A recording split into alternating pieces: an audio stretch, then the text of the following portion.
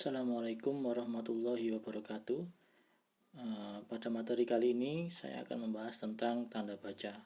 Kalau minggu yang lalu saya sudah membahas tentang penggunaan huruf kapital di dalam kalimat, maka materi kali ini tentang tanda baca. Huruf kapital dan tanda baca ini masih satu kesatuan di dalam Pedoman Umum Ejaan Bahasa Indonesia atau PUEBI gitu ya. Materi yang saya sampaikan di sini berupa video ini merupakan ringkasan dari penggunaan tanda baca yang ada di dalam kamus PUEBI. Jadi versi lengkapnya bisa dilihat di kamus PUEBI yang sudah dibagikan gitu ya. Jadi versi lengkapnya ada di kamus PUEBI, sedangkan penjelasan saya di sini hanya mengambil beberapa macam tanda baca yang biasanya banyak digunakan di dalam penulisan karya tulis ilmiah atau untuk konteks kebutuhan sehari-hari. Yang pertama yang sudah banyak kita kenal ada tanda titik gitu ya. Jadi tanda titik itu digunakan di akhir kalimat yang kalimatnya berfungsi sebagai kalimat informasi atau informatif ya, atau deklaratif, tidak berupa seruan atau kalimat tanya. Kalau tanda titik biasanya kalimatnya hanya berfungsi untuk menyampaikan informasi gitu ya. Misalnya contohnya itu, mereka duduk di sana ya, ada mereka duduk di sana, ini kalimat informatif atau deklaratif. Yang kedua, tanda titik dipakai di belakang angka atau huruf dalam suatu bagan, ikhtisar atau daftar. Ini biasanya di dalam daftar ya, daftar isi biasanya, atau bagan di dalam karya tulis ilmiah, atau pembagian bab di dalam karya tulis ilmiah ya. Misalnya babnya tentang karya sastra dibagi menjadi 3, ada novel, cerpen, puisi gitu ya. Jadi pembagiannya menggunakan tanda titik 1.1, 1.2 dan seterusnya. Dan yang ketiga itu contoh, bisa dibaca sendiri.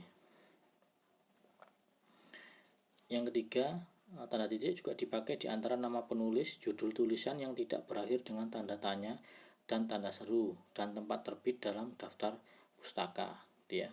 Jadi dalam daftar pustaka tanda titik digunakan untuk membatasi antara nama penulis dengan tahun. Misalnya ya, ada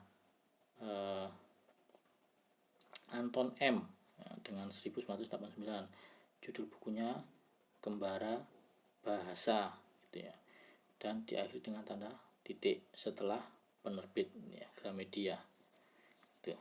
Terus yang keempat, tanda titik juga dipakai untuk memisahkan bilangan ribuan atau kelipatannya. Itu contohnya bisa dilihat sendiri. Selanjutnya ada tanda koma. Tanda koma ini dipakai di antara unsur-unsur dalam suatu perincian atau pembilangan ya, ada perincian dan pembilangan. Kalau perincian ini misalnya contohnya ini kalimatnya, telepon selular, komputer, atau internet bukan barang asing lagi. Jadi ada telepon selular ya, koma, komputer, koma, atau internet bukan barang asing lagi. Jadi dia memerinci telepon selular, komputer, dan internet itu menggunakan tanda koma. Lalu tanda koma yang kedua dipakai untuk memisahkan kalimat setara yang satu dari kalimat setara berikutnya yang didahului oleh kata seperti tetapi atau melainkan dalam kalimat majemuk setara ya. Jadi contoh kalimatnya ini, yang A dilihat, saya ingin membeli kamera tetapi uang saya belum cukup ya. Jadi kalimat majemuk ini ada 2 klausa dihubungkan dengan kata hubung tetapi ini. Maka sebelum tetapi harus dihubungkan dengan tanda koma. Yang kedua, ini bukan milik saya, melainkan milik ayah saya, dan sebelum kata melainkan harus didahului tanda koma. Yang ketiga, tanda koma dipakai untuk memisahkan anak kalimat dari induk kalimat jika anak kalimat itu mendahului induk kalimatnya, dengan catatan tidak dipakai jika anak kalimat itu mengiringi induk kalimatnya ya. Misalnya nih contohnya yang A, kalau diundang saya akan datang ya. Kalimat induknya itu adalah saya akan datang, anak kalimatnya kalimat kalau diundang. Karena induk kalimatnya ada di belakang sedangkan anak kalimatnya di depan, maka harus dihubungkan dengan tanda koma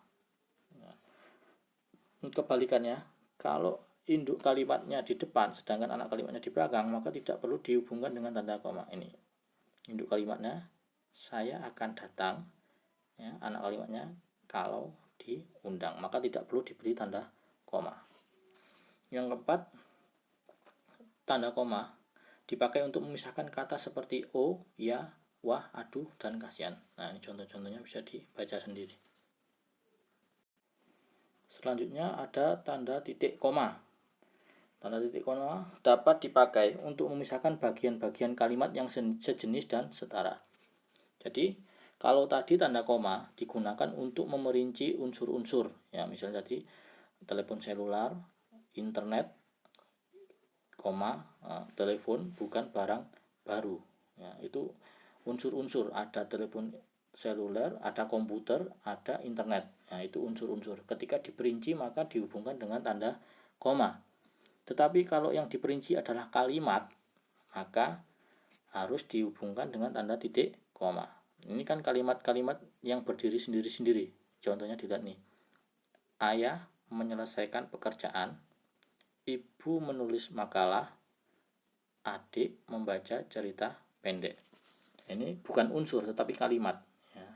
Karena kalimat yang diperinci maka tanda hubungnya adalah tanda titik koma. Diingat-ingat. Yang kedua, tanda titik koma dapat dipakai pada akhir perincian yang berupa klausa. Ya, ini misalnya, ya. Contohnya, syarat penerimaan pegawai di lembaga ini adalah 1. Berkewarganegaraan Indonesia, titik koma, berijazah sarjana S1, titik koma, dan seterusnya. Sampai nomor 4 itu, kalau tidak ada informasi yang ingin disampaikan lagi, maka diakhiri dengan tanda titik. Misalnya, kalian menulis ciri-ciri perbankan yang sehat, titik 2, gitu ya. 1. Keuntungannya besar, titik koma. 2. Iklim ekonomi sehat, titik koma, dan seterusnya sampai diakhiri dengan tanda titik. Jadi ketika kalian memerinci seperti itu, maka yang digunakan adalah tanda titik koma, bukan tanda koma, ya, apalagi tidak diberi tanda sama sekali. Jadi kalau memerinci yang semacam ini harus diberi tanda titik koma. Ada titik koma, titik koma, titik koma, diakhiri dengan tanda titik. Oke, selanjutnya tanda titik 2. Yang pertama, tanda titik 2 dapat dipakai pada akhir suatu pernyataan lengkap jika diikuti rangkaian atau pemberian. Ya, misalnya contohnya ini, mereka memerlukan perabot rumah tangga, titik 2, kursi, meja, dan lemari. Ya, sebagai catatan, kalau kalian membuat kalimat dengan tanda titik 2, usahakan ada yang bersifat umum dan ada yang bersifat khusus. Dalam konteks contoh ini, yang bersifat umum ini perabot rumah tangga, yang khusus adalah kursi, meja, dan lemari, itu ya. Jadi ada yang umum, ada yang khusus, karena memerinci dari yang umum menjadi khusus, ya. Terus yang kedua, tanda titik 2 dipakai sesudah kata atau ungkapan yang memerlukan pemberian. Misalnya, ya, ini biasanya di dalam bagian struktur kepengurusan organisasi, itu ya, ketuanya siapa, sekretarisnya siapa, bendaharanya siapa, dan seterusnya. Ini ada tanda titik 2, itu ya. Tapi perlu diingat, kalau nanti ujian atau menemukan ada tugas, soalnya begini, buatlah kalimat, maka jangan membuat yang seperti contoh nomor 2 ini, karena ini bukan kalimat, gitu ya.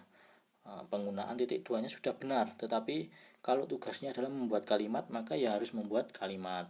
Jadi minimal ada subjek, ada predikatnya, ya. Diingat-ingat, jangan membuat kalimat tapi jawabannya cuma ketua titik 2 siapa, sekretaris, itu salah, ya. Saya salahkan kalau seperti itu.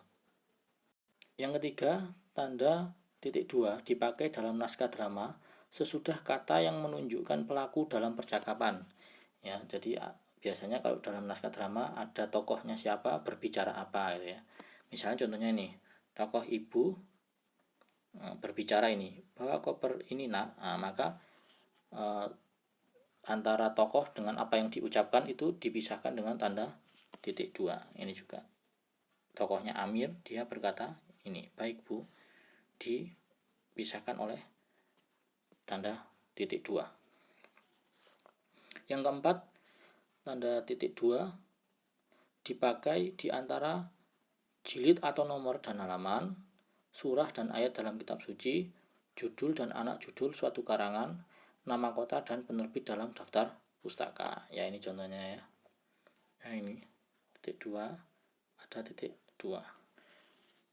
Tapi diingat lagi, kalau tugasnya membuat kalimat, jangan hanya membuat semacam ini. Misalnya cuman surah Al-Baqarah itu aja, maka ini salah ya, karena ini bukan kalimat ya, harus ditambahi subjek dan predikatnya. Misalnya ayah membaca surat Al-Baqarah ya, titik 2 ayat 2 sampai 5, itu baru benar. Kalau soalnya buatlah kalimat gitu ya.